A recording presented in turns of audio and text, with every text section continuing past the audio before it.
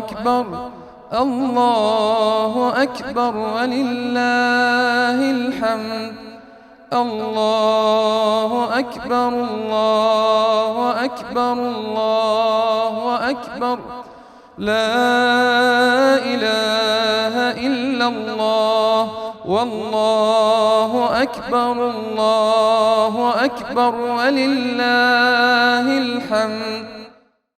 اللهم صل على محمد وعلى آل محمد كما صليت على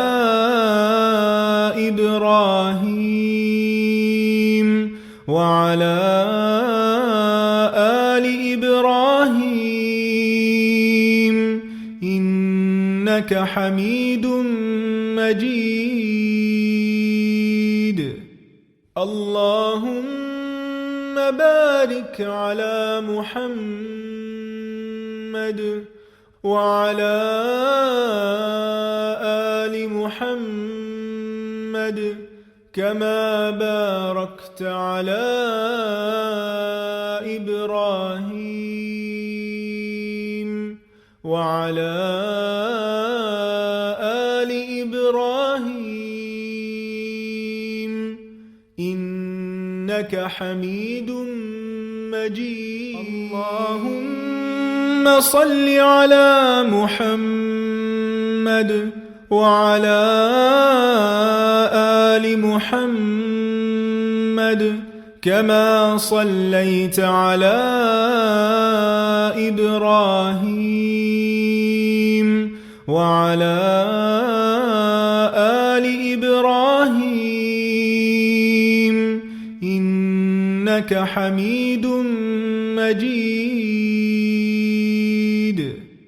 اللهم بارك على محمد وعلى آل محمد كما باركت على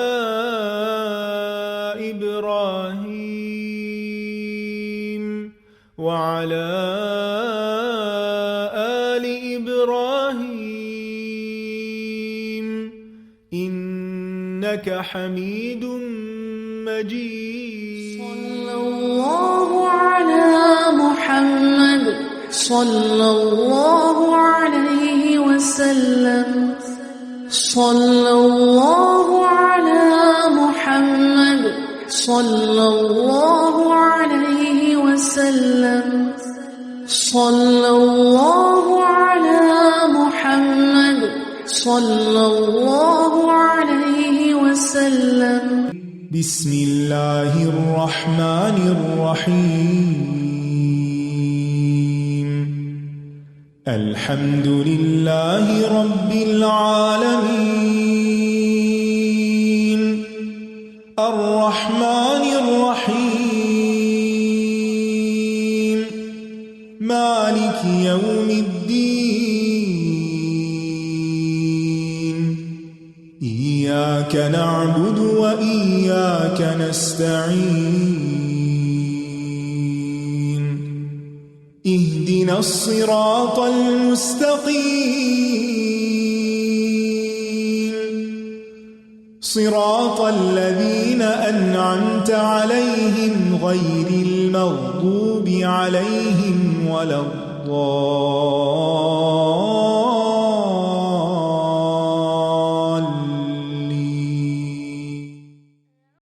السلام علیکم ورحمۃ اللہ وبرکاتہ. سیرت النبی صلی اللہ علیہ وسلم کورس میں آپ سب کو خوش آمدید. اہلاً و سہلاً مرحبا. نحمدہ و نصلی علی رسولہ الکریم. اما بعد فاعوذ باللہ من الشیطان الرجیم. بسم اللہ الرحمن الرحیم. رب اشرح لی صدری ویسر لی امری واحلل عقدۃ من لسانی یفقہوا قولی.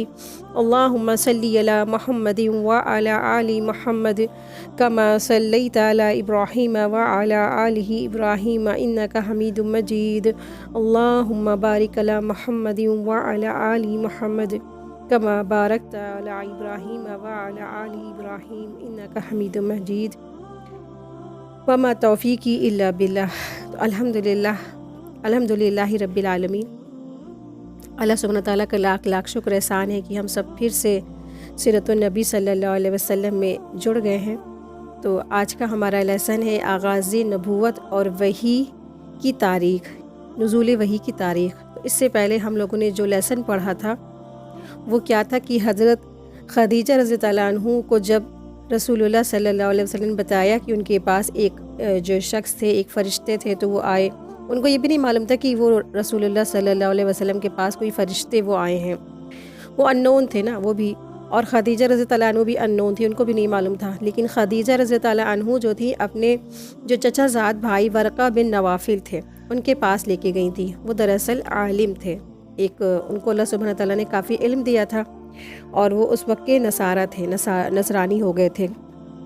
लेकिन जब उन्होंने आप सल्लल्लाहु अलैहि वसल्लम ने उनको बताया कि इस तरीक़े से मेरे पास एक जो है एक आए शख्सियत और ऐसे ऐसे मेरे साथ ये जो है वाक़या हुआ, तो वरक़ा बिन नवाफिल ने फरमा दिया था कि वो दरअसल वो कोई आम शख्सियत नहीं, वो तो दरअसल एक नूरानी फ़रिश्ते हैं, वही लाने वाले वो फ़रिश्ते हैं। तो आपने ये भी बता दिया था कि रसूलुल्लाह सल्लल्लाहु अलैहि वसल्लम क्या है, वो रसूल हैं, आने वाले जो वक्त में वो आखिरी नबी और रसूल सल्लल्लाहु अलैहि वसल्लम हैं। और उन्होंने ये भी कहा था कि अगर मैं उस वक्त ज़िंदा रहा तो मैं आप पर ज़रूर ईमान ले आऊँगा और ज़रूर आपकी जो कौम है आपको अपने इस जो जहाँ पे आप रहते हैं वहाँ से निकाल देगी, क्योंकि हर नबियों के साथ ऐसा ही हुआ है। और तिरमिज़ी में रसूलुल्लाह सल्लल्लाहु अलैहि वसल्लम ने ख्वाब में जब देखा ना कि वरक़ा बिन नवाफिल जो थे वो सफ़ेद कपड़ों में मलबूस थे, यानी कि रसूलुल्लाह सल्लल्लाहु अलैहि वसल्लम को ये सब बताने के बाद वरक़ा बिन नवाफिल की जो थी मौत हो गई थी, वो ख़त्म हो गए थे। तो उन्होंने जब उनको ख्वाब में देखा रसूलुल्लाह सल्लल्लाहु अलैहि वसल्लम ने वरक़ा बिन नवाफिल को, तो वो सफ़ेद कपड़ों में लिपटे हुए थे। तो ऐसे ही आप सल्लल्लाहु अलैहि वसल्लम का फरमान है कि मैंने वरक़ा को जन्नत में देखा है जो रेशम के कपड़ों में था, क्योंकि सबसे पहला वही जो है मुझ पर ईमान लाया थे। वरक़ा बिन नवाफिल ने कहा था ना कि अगर मैं उस वक्त तक ज़िंदा रहा जब आप पर नुज़ूल का जो है वही होगा और आपको बइसत के लिए मबूस किया जाएगा, नबूवत के लिए मबूस किया जाएगा, तो मैं सबसे पहले आप पर ईमान लाऊंगा और मैं सबसे पहले आपका साथ भी दूंगा। और खदीजा रज़ी अल्लाह अन्हु की जो बातों की जो हकीकत हाल की जो मारिफत पर भी अंगिख्त किया की ताकि इल्म यकीन के साथ वो इस पर ईमान ले आएँ। तो जब वरक़ा बिन नवाफिल ने बता दिया था कि आप सल्लल्लाहु अलैहि वसल्लम सच्चे रसूल हैं और मैं ईमान ले आता, उसके बाद वरक़ा बिन नवाफिल की जो है इंतकाल भी हो गया था, वो फौत हो गए थे और ख्वाब में भी दिखाया गया कि वरक़ा बिन नवाफिल क्या है, जन्नत में है। लेकिन उसके बाद ना खदीजा रज़ी अल्लाह अन्हु को और ज़्यादा इल्म यकीन चाहिए था ताकि वो पूरे यकीन के साथ रसूलुल्लाह सल्लल्लाहु अलैहि वसल्लम पर ईमान ले आए। तो आपने थोड़ा सा उनके साथ क्या किया कि ये वाक़या पेश आया कि आप सल्लल्लाहु अलैहि वसल्लम के साथ में उन्होंने थोड़ा सा ये आज़माइश ली ताकि वो पक्का यकीन के साथ ईमान ले आए। तो चुनाचे खदीजा रज़ी अल्लाह अन्हु ने इस वाक़े को अंजार में आज़माया और उन्होंने रसूलुल्लाह सल्लल्लाहु अलैहि वसल्लम पूछा, मेरे चचाज़ाद, रसूलुल्लाह सल्लल्लाहु अलैहि वसल्लम को चचाज़ाद कहती थी, मेरे चचाज़ाद क्या आप सल्लल्लाहु अलैहि वसल्लम मुझे आप इस साथी के बारे में बता सकते हैं जब वो आप सल्लल्लाहु अलैहि वसल्लम के पास आएगा? तो आप सल्लल्लाहु अलैहि वसल्लम ने फरमाया हाँ। तो हज़रत खदीजा रज़ी अल्लाह अन्हा ने कहा जब वो आप सल्लल्लाहु अलैहि वसल्लम के पास आएगा तो मुझे उसकी ख़बर करना। चुनांचे आप सल्लल्लाहु अलैहि वसल्लम के पास जिब्रील अलैहिस्सलाम आ गए। जैसे वो आप सल्लल्लाहु अलैहि वसल्लम के पास आया करते थे, आप सल्लल्लाहु अलैहि वसल्लम ने खदीजा रज़ी अल्लाह अन्हा से कहा, ए खदीजा, ये जिब्रील अलैहिस्सलाम मेरे पास आए हैं। उन्होंने कहा, मेरे चचाज़ाद खड़े होकर मेरी बाएं रान पर बैठ जाइए। आप सल्लल्लाहु अलैहि वसल्लम खड़े होकर उनकी बाएं रान पर बैठ गए। उन्होंने पूछा, क्या आप उसको देख रहे हैं? फरमाया हाँ।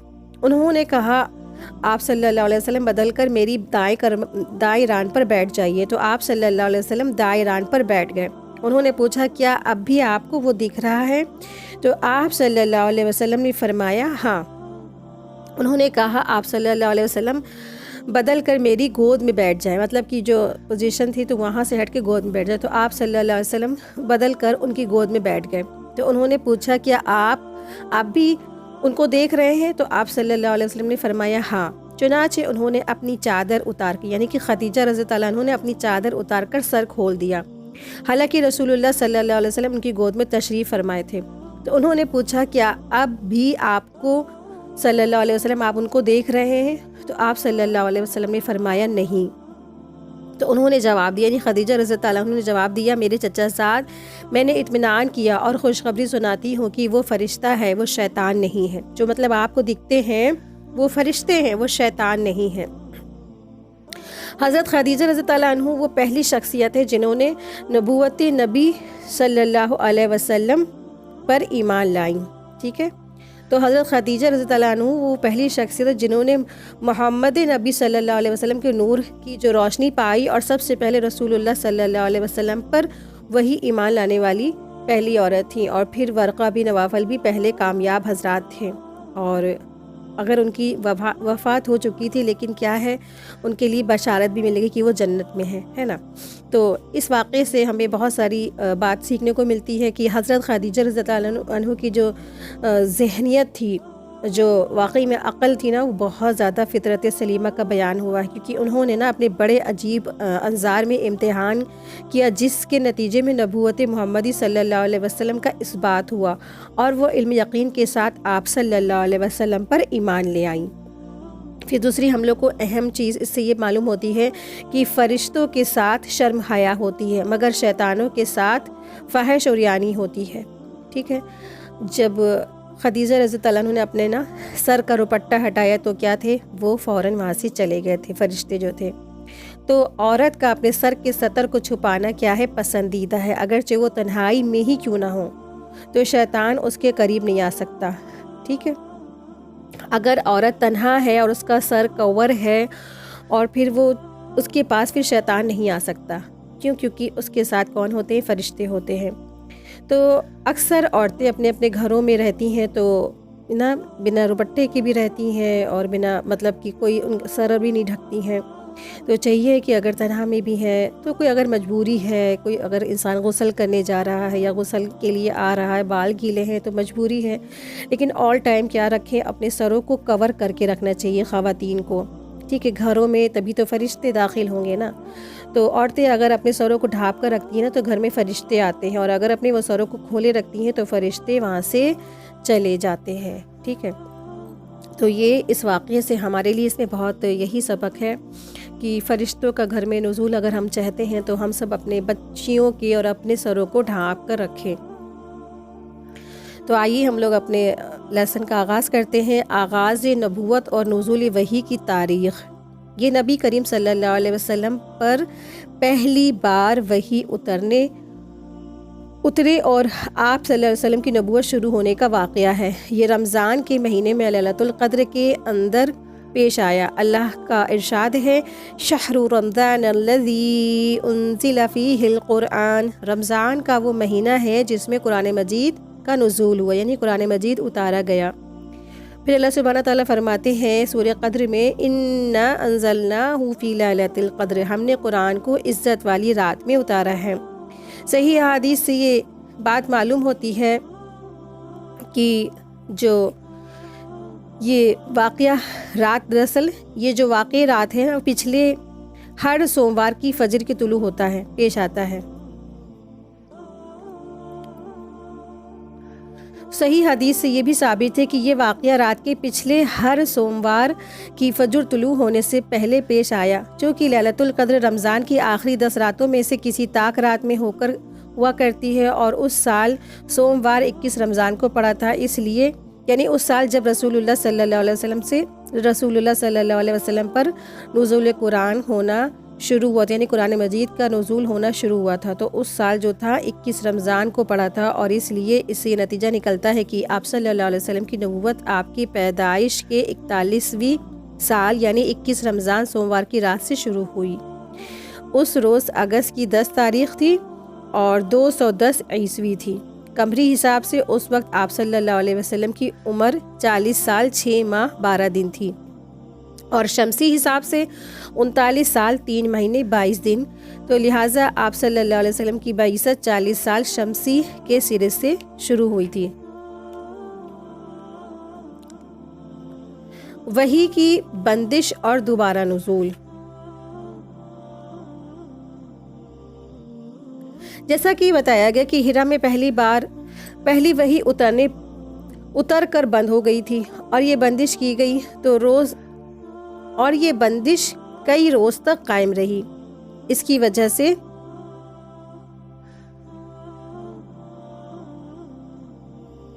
نبی صلی اللہ علیہ وسلم کو سخت رنج و ملال ہوا، لیکن مصلحت الہی اس میں تھی کہ کیونکہ اس طرف خوف جاتا رہا، معاملے کی نوعیت کو سمجھنے کا موقع ملا اور دوبارہ وحی کی مشقت جھیلنے کے لیے صرف یہی نہیں کہ طبیعت آمادہ ہو گئی بلکہ ایک گونا شوق و طلب بھی پیدا ہوئی، اور آپ صلی اللہ علیہ وسلم دوبارہ وحی آنے کا انتظار فرمانے لگے۔ ادھر گوشہ نشینی کی بقیہ مدت پوری کرنے کے لیے آپ صلی اللہ علیہ وسلم ورقہ کے پاس سے پلٹ کر دوبارہ غار ہرا میں تشریف لا چکے تھے۔ پھر ماہ رمضان ختم ہو گیا اور آپ صلی اللہ علیہ وسلم کی مدت اعتکاف بھی پوری ہو گئی، تو حسب عادت پہلی شوال کی صبح ہرا سے اتر کر مکہ روانہ ہو گئے۔ نبی صلی اللہ علیہ وسلم کا ارشاد ہے کہ میں پہاڑ سے اتر کر میدان میں پہنچا تو مجھے پکارا گیا، تو میں نے دائیں دیکھا تو وہاں کچھ نہیں دکھا، میں نے بائیں دیکھا تو وہاں بھی کچھ نہیں دکھائی دیا، پھر آگے دیکھا تو وہاں بھی کچھ نہیں نظر آیا، پھر میں نے پیچھے دیکھا تو وہاں بھی کچھ نہیں نظر آیا۔ اس کے بعد میں نے سر اٹھایا تو کیا دیکھتا ہوں کہ جو فرشتہ ہیرا میں میرے پاس آیا تھا وہی آسمان و زمین کے درمیان کرسی پر بیٹھا ہوا ہے۔ یہ دیکھ کر میرا پورا وجود اس کے رعب سے بھر گیا، یعنی کہ آپ صلی اللہ علیہ وسلم بہت زیادہ ڈر گئے تھے، خوف زدہ ہو گئے تھے، تو یہاں تک کہ میں زمین کی طرف جا جھکا۔ پھر میں نے خدیجہ کے پاس آیا اور کہا مجھے چادر اڑا دو، مجھے کمبل اڑا دو اور مجھے ٹھنڈے پانی کے جو چھینٹے مارو۔ انہوں نے کمبل اڑایا اور ٹھنڈے پانی کی چھینٹے مارے۔ پھر یہ آیتیں نازل ہوئی، یا ایھا المدثر قم فانذر وربک فکبر وثیابک فطہر والرجز فاہجر۔ سورہ مدثر کی آیت نمبر 125 تک کی اس طریقے سے یہ سورت نازل ہوئی، آیتیں نازل ہوئی۔ اس کا ترجمہ کیا ہے؟ اے کمبل پوش، اٹھ اور لوگوں کو ان کی بد عملی کے نتائج سے ڈرا اور اپنے رب کی بڑائی بیان کر اور اپنے کپڑے پاک رکھ اور گندگی سے الگ تھلگ رہ۔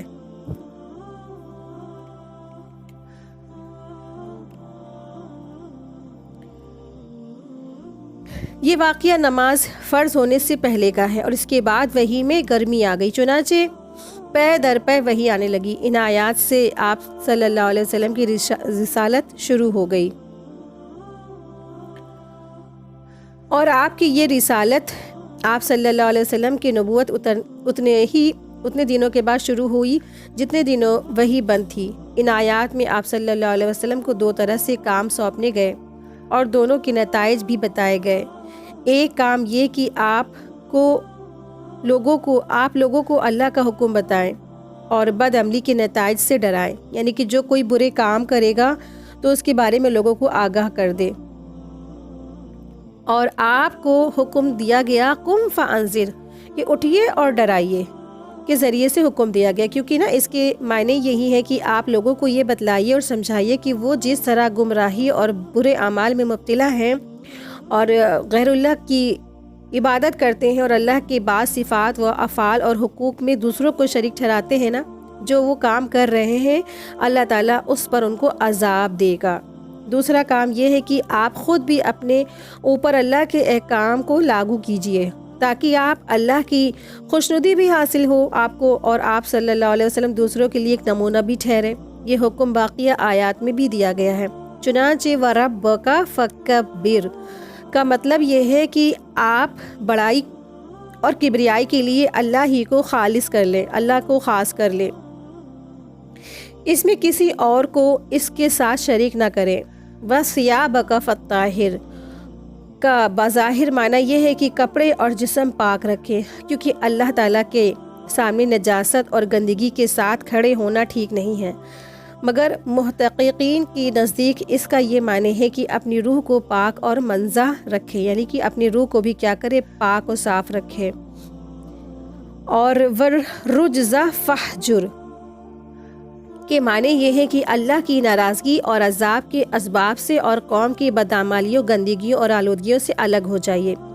یعنی زمانے میں جو کچھ بھی چل رہا ہے، آپ کو کیا کرنا ہے، ان تمام برائیوں اور جو غلط بات ہے نا، ان سب سے اپنے آپ کو بچا کے چھپا کے رکھنا ہے، برائیوں سے اپنے آپ کو محفوظ رکھنا ہے۔ اور وَلَتَمْنُنْ تَسْتَكْثِرُ، زیادہ چاہنے کے لیے احسان نہ کرے کا مطلب یہ ہے کہ اس دنیا میں احسان کے بدلے کی خواہش اور امید نہ رکھیں، بلکہ یہ سمجھ لیجئے کہ یہ مشکلات اور آزمائش کا راستہ ہے، لہٰذا اپنی قوم کا دین چھوڑنے اور ایک اللہ کی طرف بلانے پر تکلیف اور دشواریاں سہنے کے لیے تیار رہیں۔ اور ولی ربی کا فصبر، اپنے رب کے لیے صبر کریں، صبر کرنا ہے۔ تو یہاں آپ صلی اللہ علیہ وسلم کو احکامات دیے گئے کہ رسول اللہ صلی اللہ علیہ وسلم کو حکم دیا گیا تھا کہ آپ صلی اللہ علیہ وسلم اپنی قوم کو کفر اور شرک کے دوسرے عذاب سے ڈرائیں، ٹھیک ہے، جیسے اللہ سبحانہ تعالیٰ نے آپ کو کہا، اور آپ صلی اللہ علیہ وسلم کو حکم دیا گیا نا کہ لوگوں کو کفر اور شرک کے عذاب سے ڈرائیے۔ اللہ تعالیٰ کی عظمت بیان کریں اور اس کی وحدانیت کا جو اپنانے کا حکم دیجیے لوگ، یعنی کہ لوگ توحید پر ڈٹ جائیں، توحید پر آ جائیں اللہ کے ساتھ۔ شرک اس وقت جو بہت زیادہ بڑی تعداد میں ہو رہا تھا، لوگ اس سے باز آ جائیں۔ اس کے بعد آپ صلی اللہ علیہ وسلم کو نجاست سے کپڑے پاک رکھنے کا حکم دیا گیا، کیونکہ اب ہر وقت آپ صلی اللہ علیہ وسلم پر وحی کا جو ہے نا نزول ہوگا، وحی ان کے اوپر وحی آتی رہے گی۔ تو چنانچہ اس کے لیے ضروری ہے کہ آپ صلی اللہ علیہ وسلم بہترین اور مکمل ترین حالت میں ہوں، جیسے کہ آپ صلی اللہ علیہ وسلم کو بار بار بتوں کو چھوڑ دینے کا بھی اور اس سے دور رہنے کا بھی جانب سے کسی حال میں بھی توجہ نہ کرنے کا حکم دیا گیا تھا نا، اسی لیے۔ تو اس سے کیا پتہ چلتا ہے، جب بھی جو ہے نا انسان دین کی مجلس میں آئے، دین کے لیے حاضر ہو اور قرآن کی مجلس میں آئے، اور خاص کر کے جب اللہ کے سامنے کھڑا ہو، جب اللہ کے سامنے کھڑا ہو، اللہ سے جستجو کر رہا ہو، اللہ سے باتیں کر رہا ہو، تو انسان کو چاہیے کہ وہ اپنے لباس کو کیا کرے، پاک صاف رکھے۔ اور خاص کر کے ایسی جگہ پہ جب آپ اپنے دین کو پریزنٹ کر رہے ہیں، لوگوں کے سامنے لا رہے ہیں نا، لوگوں کو بتا رہے ہیں، باتیں بتا رہے ہیں، تو پھر کیا کرنا چاہیے کہ انسان کو یہی چاہیے کہ اس وقت کیا کرے، اپنے کپڑوں کو پاک صاف رکھے، اپنی صفائی پر بھی دھیان دینا چاہیے انسان کو۔ اور یہ نہیں کہ انسان اپنے آپ کی بھی صفائی نہیں کی، اس نے خود اپنا میلا کچیلا ہے، صفائی نہیں، ستھرائی نہیں، اسمیل آ رہی ہے، اور دین کی دعوت کے لیے لوگوں کو بلا رہے ہیں، تو لوگ کیا سوچیں گے، یہ سوچیں گے نا کہ کتنے گندے ہیں یہ تو خود، اور ہم کو کہہ رہے ہیں کہ تم اپنے آپ کی صفائی کرو۔ تو اسی لیے ضروری ہے کہ اندرونی بھی صفائی ہو، ظاہری بھی صفائی، دونوں ضروری ہونی چاہیے، یعنی اندر سے بھی انسان کے دل میں شرک، کفر، یہ سب تمام چیزوں سے انسان کا دل کیا ہو، پاک ہو، اور ظاہری صفائی سے بھی اس کے جو ہے ہونی چاہیے، کوئی بھی میل کچیل بدبو اسمیل نہیں ہونا چاہیے، خاص کر کے جو کوئی دین کو پریزنٹ کر رہا ہے لوگوں کے سامنے، دین کی دعوت کے لیے لوگوں کو بلا رہا ہے۔ اسی لیے آپ صلی اللہ علیہ وسلم کو حکم دیا گیا۔ دوسری چیز، آپ صلی اللہ علیہ وسلم کا جو ہے نا فرشتوں کے پاس میں اٹھنا بیٹھنا تھا، تو ہر وہ انسان جو بھی دین پڑھاتا ہے، قرآن پڑھاتا ہے، فرشتے اس کے ساتھ ہی ہو جاتے ہیں، تو اس کو چاہیے کہ وہ اپنی صاف صفائی سے اپنے آپ کو رکھے، گھر کو بھی صاف ستھرا رکھے، اور جہاں پہ جس ماحول میں وہ پڑھا رہا ہے اس ایریے کو بھی وہ صاف ستھرا رکھے، ٹھیک ہے۔ یہ بہت امپورٹنٹ چیز ہے دین کو پریزنٹ کرنے کے لیے۔ اگر ہم چاہتے ہیں دین کی تبلیغ ہو، لوگ دین میں جڑے، دین سے زیادہ لوگ فائدہ اٹھائیں، تو سب سے پہلے اہم امپورٹنٹ چیز یہی ہے کہ انسان اپنے آپ کو صاف رکھے، اپنے کپڑوں کو بھی صاف رکھے، اور جو ہے نا اپنے گھر کو بھی صاف ستھرا رکھے، خاص کر کے جب نماز کے لیے کھڑے ہوں تو اس وقت بھی صاف ستھرے ہوں انسان، اور کپڑے اچھے سے پاک صاف ہوں، خوشبودار ہوں، معطر ہوں، اور اچھے سے انسان اللہ سے ملاقات کرے۔ نماز میں جب نماز ہوتی ہے نا تو انسان اللہ سے گفتگو کرتا ہے، بات کرتا ہے، تو اچھے سے اپنے آپ کو صاف ستھرا رکھ کے اللہ سے ملاقات کرے۔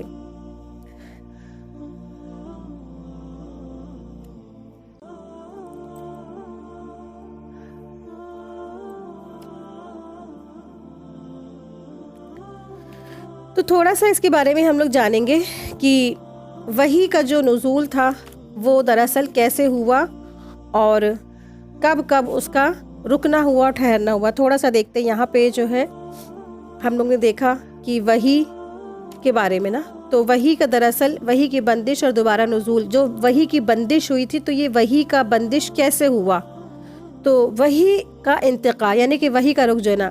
تو رسول اللہ صلی اللہ علیہ وسلم، حضرت خدیجہ رضی اللہ تعالیٰ عنہ اور ورقہ بن نوافل کی اس اچانک خوشی کے بعد ان کے اوپر وحی کا آنا کیا ہو گیا، تقریباً رک گیا، جو کہ تقریباً 40 دن تک کی رکا رہا. ٹھیک ہے، تو وحی کا رک جانا کیا کہلاتا ہے، فطرت الوحی کہلاتا ہے.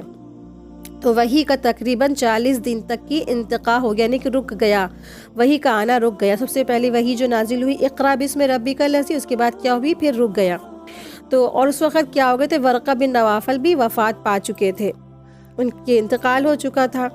تو رسول اللہ صلی اللہ علیہ وسلم اس قدر غمزدہ ہو گئے کہ انہوں نے خدیجہ رضی اللہ عنہ سے کہا کہ مجھے اپنی جان کا خدشہ لاحق ہے، بلکہ آپ صلی اللہ علیہ وسلم کسی پہاڑی کی چوٹی کو خود اس سے گرنے کا ارادہ کرتے تھے، اور جب کبھی یہ غم شدت زیادہ اختیار ہوتا تھا تو جبریل علیہ السلام آ کر حاضر ہوتے تھے اور کہتے تھے، اے محمد صلی اللہ علیہ وسلم، آپ بلا شبہ اللہ کے برحق رسول ہیں، سچے رسول ہیں. تو چنانچہ اس پر آپ صلی اللہ علیہ وسلم کی گھبراہٹ دور ہو جاتی تھی اور آپ صلی اللہ علیہ وسلم کا دل کیا ہوتا تھا، مطمئن ہو جاتا تھا. تو آپ دیکھیں کہ ایک وقت تک کے لیے وحی کا جو رک جانا ہے، تو آپ صلی اللہ علیہ وسلم میں وحی کے لیے کیوں اس کے لیے جو روک دیا گیا، وحی ایک دم سے نازل ہوئی اور 40 دن کے لیے جو روک دی گئی، تو اس سے ایک اہم بات پتہ چلتی ہے کہ آپ صلی اللہ علیہ وسلم میں وحی کے لیے شوق پیدا ہو گیا، جس نے آپ صلی اللہ علیہ وسلم کو شدید غم میں مبتلا کیا تھا. ٹھیک ہے، اور اللہ تبارک تعالیٰ نے جبریل علیہ السلام کو بھیج کر آپ صلی اللہ علیہ وسلم پر لطیف و کرم فرمایا. جب وہ آپ صلی اللہ علیہ وسلم کو پکار کر اطمینان دلاتے ہوئے تو وہ خوشخبری سنا رہے تھے، تو آپ صلی اللہ علیہ وسلم بلا شبہ برحق رسول ہیں. تو اس سے آپ صلی اللہ علیہ وسلم کو کیا ہوتا تھا، قلبی اطمینان حاصل ہوتا تھا، ان کی گھبراہٹ، پریشانی، غم کیا ہوتا تھا، دور ہو جاتا تھا.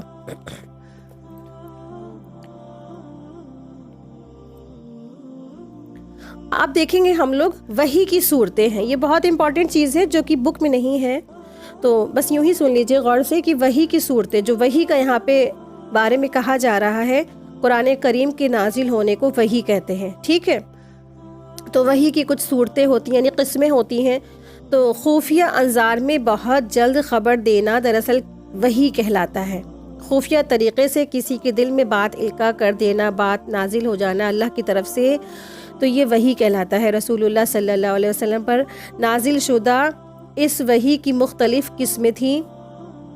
تو جیسا کہ سورہ شورى میں آیت 51 میں آتا ہے، وَمَا كَانَ لِبَشَرٍ أَن يُكَلِّمَهُ اللَّهُ إِلَّا وَحْيًا أَوْ مِن وَرَاءِ حِجَابٍ أَوْ يُرْسِلَ رَسُولًا فَيُوحِيَ بِإِذْنِهِ مَا يَشَاءُ إِنَّهُ عَلِيٌّ حَكِيمٌ.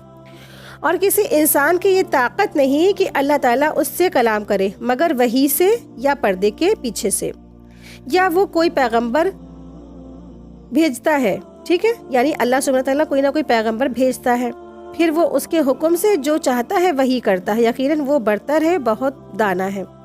تو اس سے کیا پتہ چلتا ہے، کوئی بھی انسان اپنی مرضی سے یہ نہیں کر سکتا کہ وہ کوشش کرے کہ میرے اوپر وحی نازل ہو رہی ہے، اس طرح سے پورا قرآن اپنے اوپر سے بتا دے کہ میرے اوپر آیا ہے. یہ سب اپنی مرضی سے نہیں کر سکتا. دراصل یہ سب کون کرنے والے، اللہ سبحانہ تعالیٰ ہے.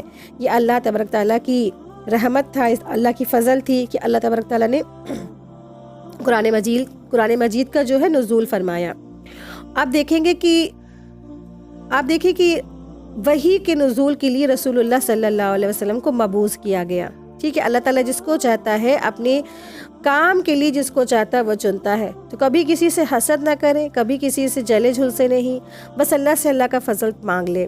تو اللہ سبحانہ تعالیٰ نے رسول اللہ صلی اللہ علیہ وسلم کو اس بڑے سے مشن کے لیے چنا، اور رسول اللہ صلی اللہ علیہ وسلم پر تقریباً 5 قسموں کی وحی کا نزول ہوا. ٹھیک ہے، تو پہلی جو قسم ہے وہ نیند میں سچے خواب کا آنا. تو رسول اللہ صلی اللہ علیہ وسلم پر وحی کی جو شروعات ہوئی وہ سچے خواب سے ہوئی تھی. آپ صلی اللہ علیہ وسلم جو بھی خواب دیکھا کرتے تھے وہ بالکل سپیدہ صحرا کی مانند نمودار ہو جاتا تھا، بالکل سنہرا اور روشن ہوتا تھا وہ، اور جو ہے بالکل سچا بھی ہو جاتا تھا، کیونکہ نا رسول اللہ صلی اللہ علیہ وسلم جب سچے خواب آئے تو یہ کیا ہے، وحی کی ایک صورت ہے۔ سچے خواب نبوت کا 46واں حصہ ہے، کیونکہ نزول وحی کا زمانہ کتنا تھا، 23 سال تھا، جس میں سے 6 مہینے خواب کے تھے، ٹھیک ہے۔ پھر دوسری جو وحی کی صورت ہے، دل میں کسی بات کا ڈال دینا۔ رسول اللہ صلی اللہ علیہ وسلم نے ارشاد فرمایا، روح القدس نے میرے دل میں یہ بات پھونکی کہ جب تک کوئی نفس اپنا مکمل رزق حاصل نہیں کرتا وہ مر نہیں سکتا، چنانچہ تم اللہ تعالیٰ سے ڈرتے رہو اور تلاش رزق میں اچھا طریقہ اختیار کرو، اور رزق کی تاخیر تمہیں اس پر آمادہ نہ کرے کہ تم اس کی نافرمانی کے ذریعے رزق تلاش کرو، کیونکہ اللہ کے پاس جو ہے وہ اس کی اطاعت کے سوا حاصل نہیں کیا جا سکتا۔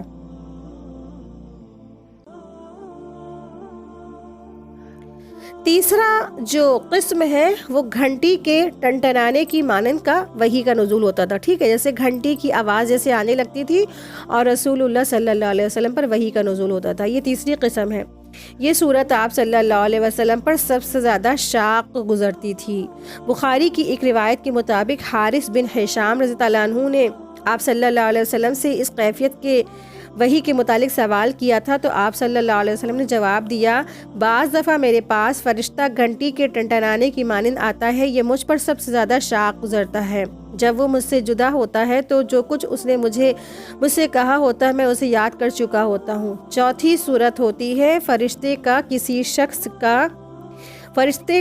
شخص کی شکل میں آ جانا، ٹھیک ہے، تو یہ چوتھی شکل ہے۔ چوتھی شکل کہ فرشتے کا کسی انسان کی شکل میں آپ صلی اللہ علیہ وسلم کی مجلس میں آنا، تو یہ آپ صلی اللہ علیہ وسلم پر سب سے زیادہ آسان تھی، کیونکہ یہ ایک جنسی کا وجود عموماً 2 افراد کے بیچ فہم اور کلام میں مطلوب ہوتا ہے۔ بخاری شریف میں آتا ہے، حضرت عائشہ رضی اللہ عنہ سے روایت ہے کہ رسول اللہ صلی اللہ علیہ وسلم نے فرمایا، فرشتہ کبھی انسان کی شکل میں میرے پاس آتا اور مجھ سے کلام کرتا، اور وہ جو کچھ کہتا میں اسے یاد کر لیتا، اور وہ یاد کر کے میں اسے یاد کر لیتا، ٹھیک ہے، سن کر کے میں اسے یاد کر لیتا۔ تو جبریل علیہ السلام اکثر آپ صلی اللہ علیہ وسلم کے پاس حضرت وحیہ بن خلیفہ کلبی رضی اللہ عنہ کی شکل میں آتے تھے، ٹھیک ہے۔ تو یہ جو ایک صحابی تھے ان کی شکل میں رسول اللہ صلی اللہ علیہ وسلم کے پاس آتے تھے، جن کا نام تھا وحیہ بن خلفیہ کلبی، ٹھیک ہے۔ تو 5ویں صورت کون سی ہے وحی کی؟ اللہ تعالیٰ کا آپ صلی اللہ علیہ وسلم سے پس پردہ براہ راست مخاطب ہونا، جیسا کہ یہ جو واقعہ ہم لوگ پڑھیں گے اسراء معراج کا واقعہ، جیسا اسراء اور معراج کی رات میں جب آپ صلی اللہ علیہ وسلم نے جو ہے آسمانوں کی سیر کی اور اللہ تعالیٰ نے آپ صلی اللہ علیہ وسلم پر اور آپ صلی اللہ علیہ وسلم کی امت پر 5 نمازیں فرض کی، اور حضرت موسیٰ علیہ السلام کے مشورے سے آپ صلی اللہ علیہ وسلم نے کئی دفعہ اللہ تعالیٰ سے تخفیف کا بھی سوال کیا، تو آپ صلی اللہ علیہ وسلم اللہ کے پاس بالکل قریب پہنچ گئے تھے، بس ایک پردہ اور ایک بیچ میں آڑ تھی۔ تو اس طرح سے آپ صلی اللہ علیہ وسلم اللہ سے گفتگو بھی فرما رہے تھے، تو یہ بات چیت بھی کیا ہوئی، یہ بھی وحی ہوئی۔ تو یہ پھر اسی درمیان آپ صلی اللہ علیہ وسلم کو اللہ سبحانہ تعالیٰ نے 5 نمازوں کا بھی تحفہ عطا فرمایا اس وقت۔ اس کے بعد پھر کیا ہوئی، یہ 5 نمازیں ہر مسلمان پر فرض ہو گئیں، لیکن وہ دراصل پہلے کتنی دی تھی اللہ تعالیٰ نے؟ 50 دی تھی۔ 50 سے پھر 40 ہوئی، پھر 30 ہوئی، پھر 20 ہوئی، پھر 10 ہوئی، اور پھر آخری میں 5 رہ گئیں۔ اس کے بعد موسیٰ علیہ السلام نے کہا، اے محمد صلی اللہ علیہ وسلم جائیے، آپ کی جو امت ہے نا یہ بھی نہیں کر سکے گی، یہ بھی اس پہ بہت مشکل گزرے گی۔ پھر رسول اللہ صلی اللہ علیہ وسلم نے کہا کہ اب مجھے شرم آتی ہے کہ اب میں نہیں جاؤں گا، اور حضرت موسیٰ علیہ السلام جبریل امین میں بعض دفعہ یہ صورت پیش آتی رہی، پھر چنانچہ اللہ سبحانہ تعالیٰ کو وہ سنا کرتے تھے لیکن آپ کا چہرہ مبارک نہیں دیکھ سکتے تھے، ٹھیک ہے۔ تو جب یہ واقعہ پیش آیا، رسول اللہ صلی اللہ علیہ وسلم اللہ کے بہت ہی پاس تھے، بہت ہی قریب تھے، لیکن وہ اللہ سبحانہ تعالیٰ کو دیکھ نہیں سکتے تھے۔ تو اللہ تبارک تعالیٰ کو کوئی نہیں دیکھ سکتا ہے نا، لیسا کمثلہ اور لا تدرک الابصار، کہ اللہ سبحانہ تعالیٰ کو کوئی دیکھ نہیں سکتا ہے۔ ہاں، اللہ کو دیکھنے کے لیے بس ایک وہ ہے کہ انسان جب فوت ہو جائے گا تو آخرت میں یعنی کہ مرنے کے بعد اللہ کو سب دیکھ سکیں گے۔ تو جب بات ہوئی، وہ گفتگو ہوئی، تو وہ بھی کیا ہوئی، وحی کی ایک شکل ہوئی، ٹھیک ہے۔ یہ 5ویں صورت تھی۔ تو یہ تمام صورتیں تھیں جو وحی کی صورتیں تھیں، تو اس کو جاننا ضروری تھا، کیونکہ یہ کتاب ہمیں تبھی سمجھ میں آئے گی کہ کہاں پہ کون سی وحی کا قسم ہے. ٹھیک ہے, تو اب چیپٹر کھول لیجئے, تبلیغ کا آغاز.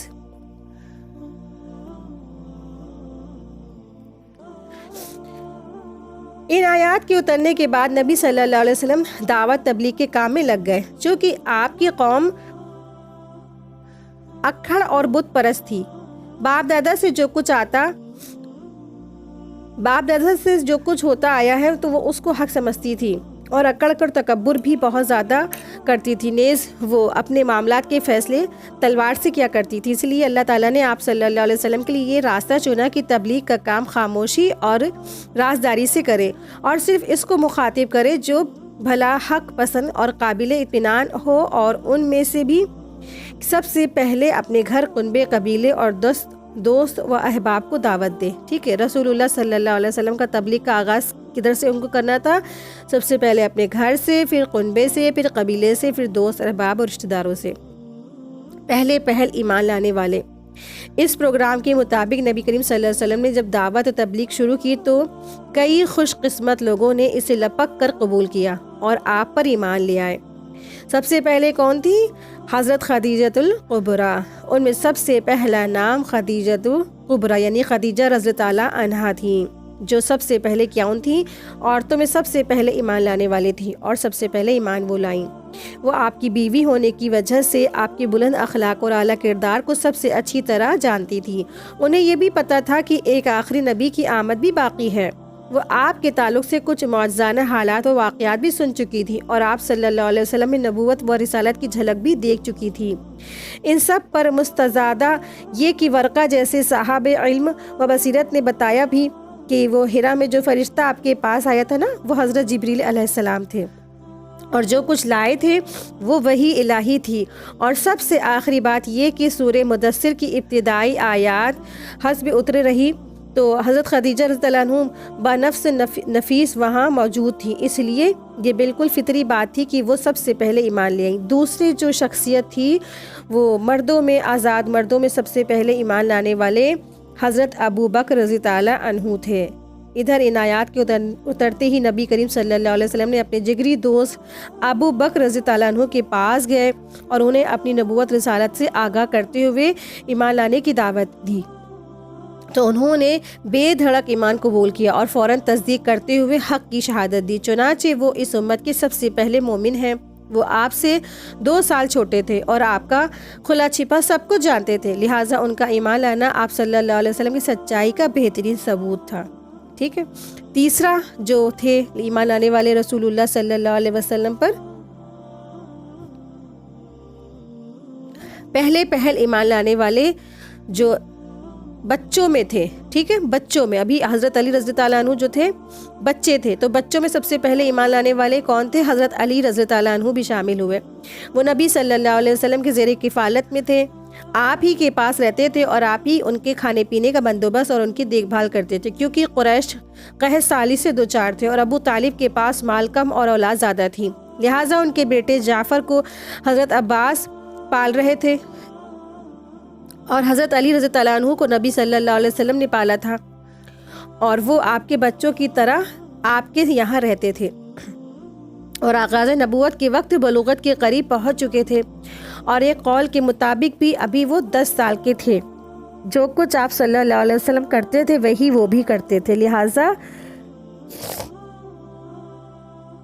جب آپ نے ان کو اسلام کی دعوت دی نا تو وہ مسلمان ہو گئے اور بچوں میں سب سے پہلے وہ مومن تھے.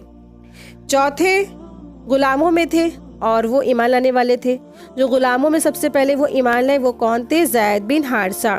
اسی طرح پہلے ایمان لانے والوں میں رسول اللہ صلی اللہ علیہ وسلم کے آزاد کردہ غلام حضرت زید بن حارثہ بن شراحیل قلبی تھے. یہ دور جاہلیت میں گرفتار کر کے بیچ دیے گئے تھے. ٹھیک ہے, یعنی جو زمانہ جاہلیت تھا اس وقت کیا تھا, یہ عام بات تھی کہ غلام خریدے جاتے تھے اور بیچے جاتے تھے. اس وقت کا یہی دستور تھا. تو اس وقت جو ہے زید بن حارثہ بھی خرید کر کے بیچ دیے گئے تھے.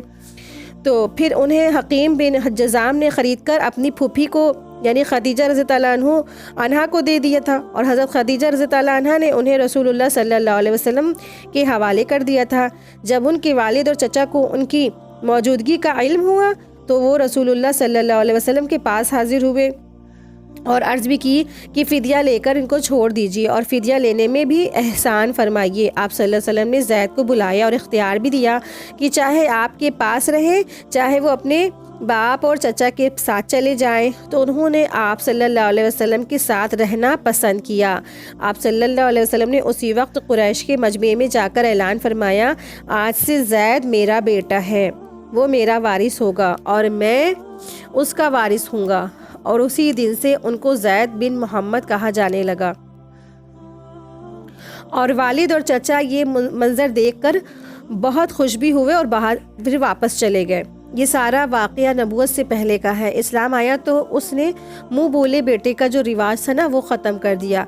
حضرت زید کو زید بن حارثہ کہا جانے لگا۔ ٹھیک ہے، جب اللہ سبحانہ تعالیٰ نے آیت نازل فرمائی سورہ نساء کی، اور تو پھر قرآن میں آیت نازل فرمائی کہ منہ بولے بیٹے، منہ بولے بھائی، منہ بولے، یہ منہ بولا کچھ نہیں ہوتا کہ آپ منہ سے کسی کو بول دی نا تو منہ بول دینے سے وہ آپ کا سگا نہیں ہو جاتا ہے، اور اس میں منہ بولا کسی کو کہہ دینے سے، یہ طریقے گود لینے سے جو مستحقین ہے، جو وارث ہوتے ہیں نا، ان کا حق مارا جاتا ہے۔ اسی لیے اللہ سبحانہ تعالیٰ نے اس رسم کو، جو گود لینے کی رسم ہے یا منہ بولا کہہ دینے کی جو رسم عربوں میں بہت زیادہ چلی آ رہی تھی، تو اس رسم کو ختم کر دیا گیا۔ تو پھر اس کے بعد رسول اللہ صلی اللہ علیہ وسلم کا جو ان سے جو محمد نام لگایا گیا تھا زید بن حارثہ سے، تو وہ ہٹا کر کے ان کو صرف و صرف حضرت زید کو زید بن حارثہ کہا جانے لگا۔ یہ چاروں حضرات اس دن ایمان لائے تھے جس دن سورہ مدثر کی ابتدائی آیت نازل ہوئی۔ کہنے والوں نے ان میں سے ہر ایک کے متعلق کہا کہ سب سے پہلے وہی ایمان لائے ہیں۔ اس کے بعد حضرت ابوبکر رضی اللہ عنہ بھی تبلیغ میں سرگرم ہو گئے اور حق کی رسالت کی ادائیگی میں نبی صلی اللہ علیہ وسلم کا دایاں بازو بن گئے۔ وہ بڑے پاک دامن، پسندیدہ، نرم مزاج، شریف دریا دل اور معزز تھے۔ عرب کے انصاف اور واقعات سب سے زیادہ جانتے تھے۔ ان کے کردار و اخلاق، جو خود سخاوت، علم، فضل، لین دین اور میل جول کی خوبیوں کی وجہ سے ان کے پاس ہر قسم کے لوگوں کی آمد اور عفت برابری رہا کرتی تھی۔ اب جس کو وہ بھلا اور بھروسہ کے لائق ہونا محسوس کرتے، اسے اسلام کی وہ دعوت بھی دیتے تھے۔ اس طرح فضلاً صحابہ کی ایک جماعت نے ان کے ذریعے سے اسلام قبول کیا تھا، یعنی ابو بکر رضی اللہ عنہ کے ذریعے سے بہت بڑی جماعت نے اسلام کو قبول کر لیا، جن میں سحر فہرست عثمان بن عفان اموی، زبیر بن عوام ازدی، عبد الرحمن بن عوف زہری، سعد بن ابی وقاص زہری اور طلحہ بن عبید اللہ تیمی رضی اللہ تعالیٰ عنہم کے نام آتے ہیں۔ ان سب میں سب سے ابو بکر رضی اللہ عنہ نے اسلام کی حقیقت بیان کی اور انہیں نبی صلی اللہ علیہ وسلم کے پاس لے آئے، تو ان سب نے اسلام قبول کر لیا۔ ان کے بعد مندرجہ ذیل لوگوں نے اسلام قبول کیا۔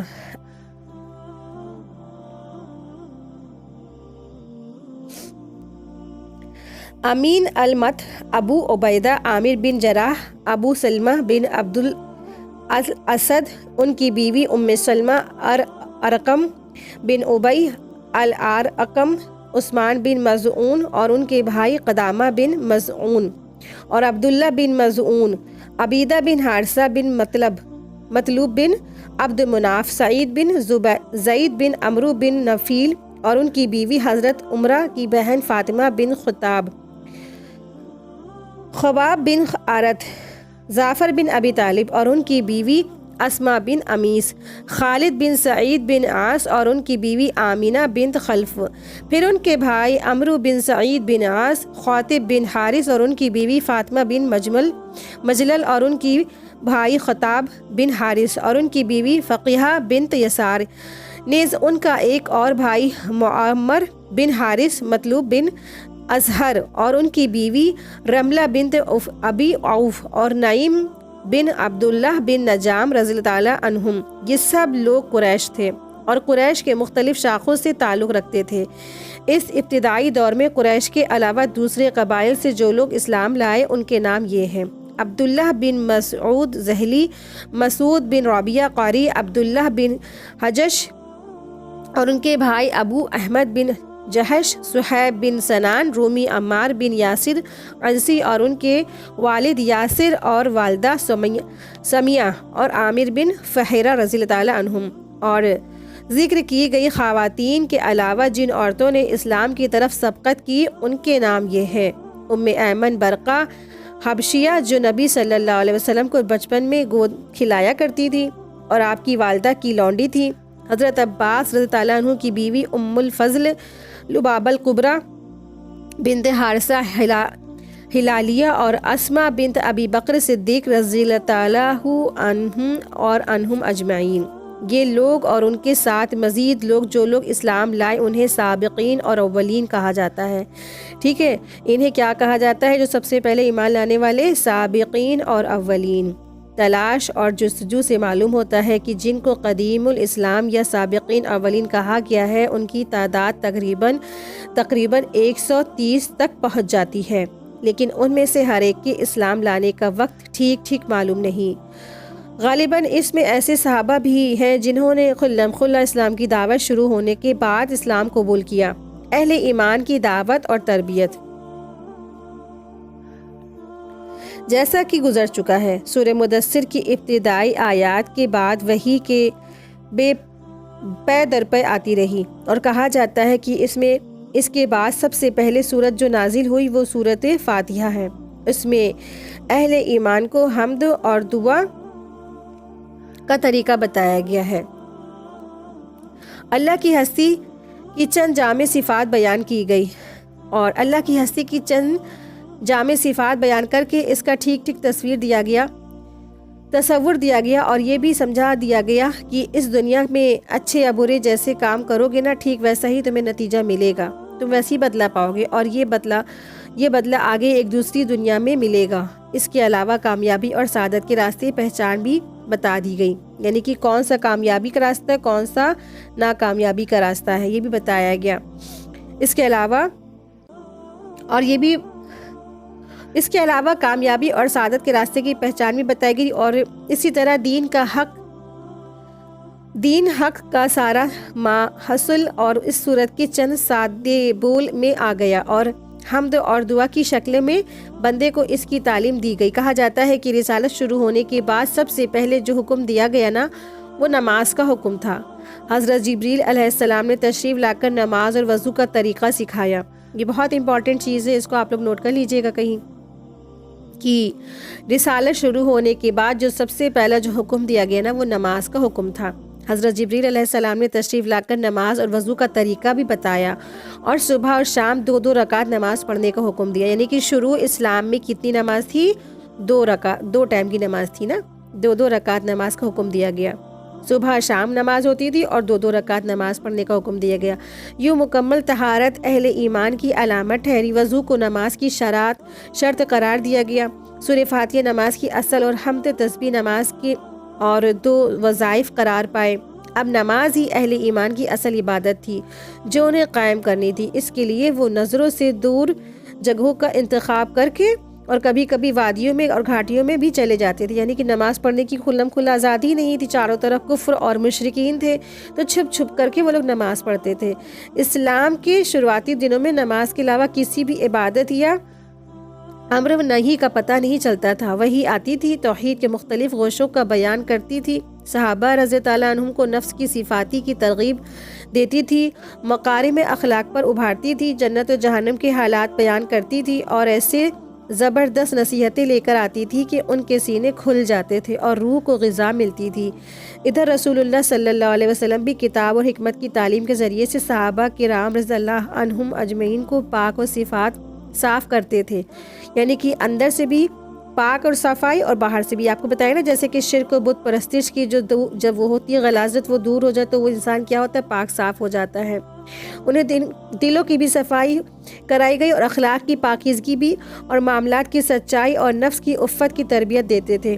تاریکیوں سے نکال کر، یعنی کہ اندھیروں سے نکال کر روشنی میں لاتے تھے، صحیح راستہ بتاتے تھے، اور اللہ کے دین کو مضبوطی سے پکڑنے اور اس کی رسی کو اچھی طرح سے تھامنے اور اس کے معاملے میں ثابت قدم رہنے کی تلقین فرماتے تھے۔ یوں 3 برس گزر گئے۔ ٹھیک ہے، 3 برس گزر گئے، دھیرے دھیرے اندر ہی اندر نماز ہوتی رہی، خفیہ تبلیغ ہوتی رہی، اور 3 برس گزر گئے اور صرف افراد کو دعوت دی جاتی رہی۔ مجلسوں اور محفلوں میں کہیں اعلانیہ تبلیغ نہیں کی گئی، لیکن قریش کو اس کا علم ہو گیا اور بعض نے اس پر نقیر بھی کی، یعنی کہ منع بھی کیا گیا۔ بعض اہل ایمان پر کچھ ذاتیہ بھی کی گئی، لیکن عمومی طور پر قریش نے اب تک اسے کوئی اہمیت نہیں دی۔ ادھر نبی کریم صلی اللہ علیہ وسلم نے بھی ان کے دین میں کوئی تعارض نہیں کیا اور نہ ان کے معبودوں کے بارے میں بھی کوئی بات کہی۔ وآخر دعوانا ان الحمد للہ رب العالمین، سبحانک اللہم و بحمدک، اشہد ان لا الہ الا انت، استغفرک و اتوب الیک۔ السلام علیکم ورحمۃ اللہ وبرکاتہ۔ جزاکم اللہ خیرا کثیرا۔